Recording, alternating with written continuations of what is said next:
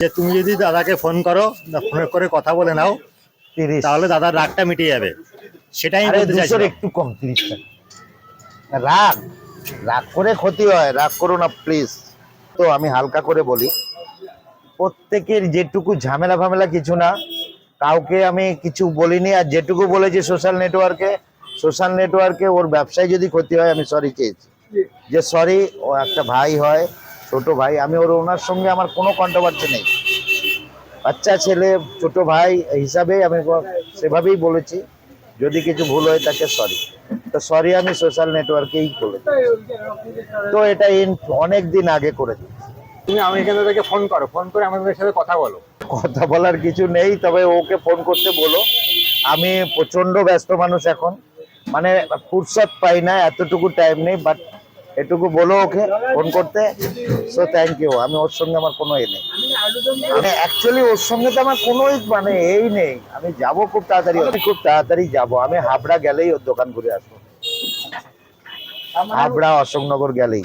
আমি হাবড়ায় রিসেন্ট যাচ্ছিলাম কোনো এক পুলিশ ক্যাম্পে চিফ গেস্ট হিসাবে, সেদিনকে রবিবার ছিল, বাট আমি যেতে পারিনি হাবড়াতে। তার জন্য সরি, কারণ আমার ওখানে প্রচন্ড চাপ ছিল আর রবিবার, এর জন্য আমি যেতে পারিনি, প্রচন্ড চাপ ছিল। আমি বলিউড টলিউডেও পৌঁছাচ্ছি খুব তাড়াতাড়ি। আর আমার এই দাদা ভাইকে নিয়ে যাবো, যে আমার প্রতি একটু রাগান্বিত হয়েছে তাকেই নিয়ে আমি নিয়ে যাবো কাছাকাছি। ও জানে না আমি কি ছেলে, কি ভাবে যাচ্ছ। যেদিন আমি হাবড়া যাব সেদিন ওর সঙ্গে দেখা করে ও ভিতর ভিতর যেটুকু সম্পর্কে ছিল ওটাই থাকবে। সুসম্পর্ক অল টাইম আছে, সেটার জন্য ব্যাপার না। ওকে বলেছিলাম একটুখানি শুধরালেই হতো, মানে খাবারের দিকে শুধরাতে বলেছিলাম, মানুষ হিসেবে একটু, বাট ওটা শুধরালে আরো ভালো হতো। বাট শুধরায়নি যখন, ও অনেক কিছু করে ফেলেছে, কন্ট্রোভার্সি এন্ড করেও দিয়ে দিচ্ছে। ও যা করেছে সব পরপর এন্ডও হয়ে গেছে। তুমি ওকে পার্সোনালি কল করতে পারতে। পার্সোনালি কল না, ওকে সামনাসামনিই বলেছিলাম।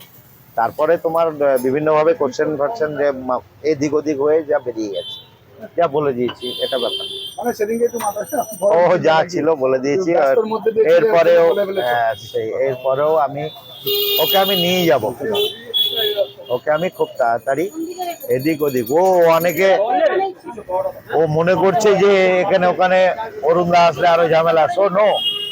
আমি তো আমি এটাই বলছি যে আমি যদি মানে কোনোভাবে কিছু ভাবে কোনো সুযোগ পাই কোথাও, আমার কথা চলছে টলিউড বলিউড সবার সাথে, তো আমি কোথাও যখন যাব ওকে নিয়ে যাব। ও আমাকে ভুল বুঝেছে না, ওকে আমি নিয়েই যাবো।